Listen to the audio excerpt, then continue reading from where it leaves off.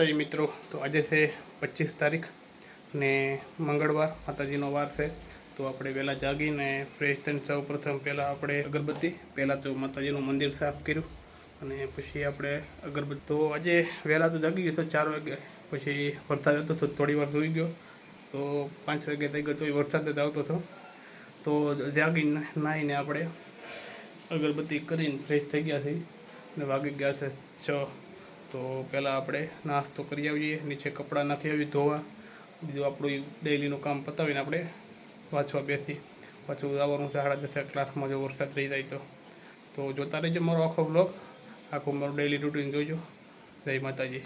મિત્રો આજે છે પાપડી, અહીંયા પાપડી કહી, આપણે ફાફડી કહી, અને ચા, પણ આપણે ચા પીતા નથી તો પૂરી દાબવી પડશે. રામ અને લખન.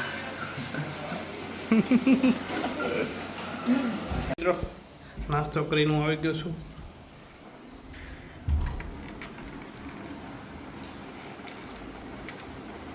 યોગા હાલે છે અમારા રૂમમાં. તો આપણે વાંચવા મળીએ પાછા જઈને. આપણે બહાર વાંચવાનું છે બેઠા બેઠા. માતાજી, આપણે આજથી ભારતની ભૂગોળ ચાલુ કરવાની છે. હિસ્ટ્રી તો પૂરું થઈ ગયું છે.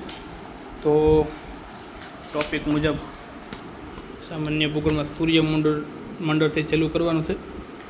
તો આપણે ચાલુ કરીએ ધીમે ધીમે. તો આપણી પાસે આ યુવા ઉપનિષદની ભારતની ભૂગોળની બુક છે, જેમાં બ્રહ્માંડ એટલે સૂર્યમંડળ યાર. તો અહીંથી આપણે ચાલુ કરવાનું છે. તો હાલો ચાલુ કરી દઈએ વાંચવાનું. તો મિત્રો, આપણે ઇંગ્લિશનું હોમવર્ક છે, ઇંગ્લિશનું. તો આપણે એ હોમવર્ક બતાવી દીધું છે, એના વાક્ય આપણે અહીંયા લખી નાખ્યા છે. અને હવે આપણે ફ્રેશ થઈ જઈએ, કપડાં બપડા બદલાવી લઈને ક્લાસમાં જવાનો ટાઈમ થઈ ગયો છે. તો આપણે ક્લાસમાં જવા નીકળીએ. તો મિત્રો, આપણે નીકળ્યા છીએ. આપણે આપણી માણકી છે નીચે જોરી. અહીંયા આજે વરસાદ આવી ગયો છે, બધું ભીનું તો છે, પણ જોઈએ મજા આવશે. આ તડકો નથી. તો હાલો નીકળીએ. તો સાયકલ લઈને આપણે નીકળી ગયા છીએ ક્લાસમાં જવા માટે. વરસાદ પડી ગયો છે ગાંધીનગરમાં, પહેલો વરસાદ છે. આની પહેલાં આવ્યો હતો પણ થોડો તો આવ્યો હતો, અત્યારે તો વ્યવસ્થિત આવી ગયો છે. સારું હાલો તો ક્લાસમાં જઈને મળ્યા પાછા. તો મિત્રો, ક્લાસમાંથી આવી ગયો છું, ફ્રેશ થઈ ગયો છું, અને હવે આપણે જમવા ઉપડીએ. જમી આવીએ, પછી થોડો કલાક આરામ કરી લઈએ, 1 કલાક જેવો, અને પછી આપણે વાંચવા બેસી જઈએ. જો અંધારા થઈ ગયા છે, હોવાની ફૂલ તૈયારી છે. આપણે જમી આવીએ. હવે જમવા આવી ગયા છે ને, બધું ડીશમાં ફેલાઈ ગયું છે. તો ખાવાનું ચાલુ કરી દઈએ, વધારે ફેલાવી પહેલાં. તો મિત્રો, 3 વાગી જશે, હું જાગી ગયો છું, અને આપણે પછી વાંચવાનું સ્ટાર્ટ કરીએ. તો 1 કલાક આપણે ભારતની ભૂગોળ વાંચીએ. તો એમાં આપણે પહેલો બ્રહ્માંડનો ટોપિક તો પૂરો થઈ ગયો છે સવારમાં. અત્યારે અક્ષાંશ, રેખાંશ અને પૃથ્વીની ગતિ. તો અક્ષાંશ, રેખાંશ અને પૃથ્વીની ગતિ વિશે આપણે વાંચવાનું છે. તો ચાલુ કરીએ આપણે હવે. સારું હાલો સ્ટાર્ટ કરી દો. તો મિત્રો, અહીંયા આ ટોપિક આપણો પૂરો થયો છે, આ ચેપ્ટર પૂરું. અહીંયા ભારતનું સામાન્ય પરિસ્થિતિ આની પછી ચાલુ થશે, પણ આપણે અત્યારે અહીંથી રનિંગ કરવા 5:30 થઈ ગયા છે. તો પહેલાં રનિંગ કરી જાવીએ, પછી આવીને જમીન પાછા વાંચવા બેસીશું. તો હાલો પહેલાં રનિંગ કરવા જઈએ. નીકળ્યા છીએ ગ્રાઉન્ડમાં.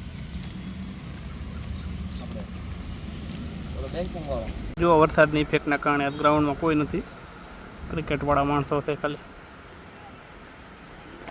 એટલે આપણે ભેગા થઈ, કોઈક દોડે છે, બાકી તો કોઈ નથી. હા ગઢવી, હા બહુ બળી છે ભાઈ. તો ગઢવી લીમડો અડીને જ આવજો, એટલે જ્યાં વાંજરો સડે એમ.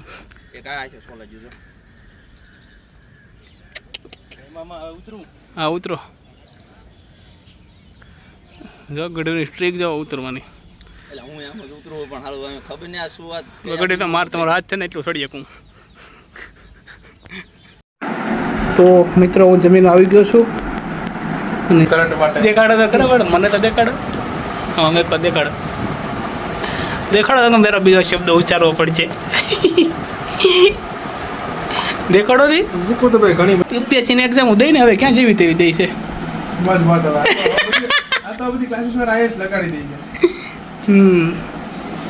હવે ઊંચામાં ઊંચામાં આવી ગયા છે, નીચું હવે ગમતું જ નથી.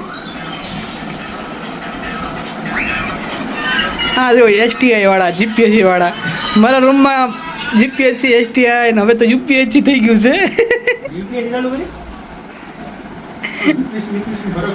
હા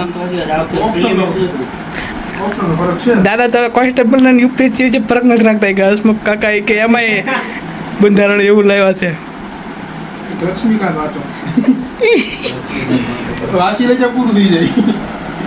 પૂરી જ ન થાય કોન્સ્ટેબલ વાળાને. હવે કોન્સ્ટેબલ માટે લક્ષ્મીકાંત વાંચી તો યુપીએસસી વાળા શું વાંચે? વિશ્વ બંધારણ હતો. યુએન તમારા વાળા સાહેબ કયા બંધારણ ભણાવે દાદા?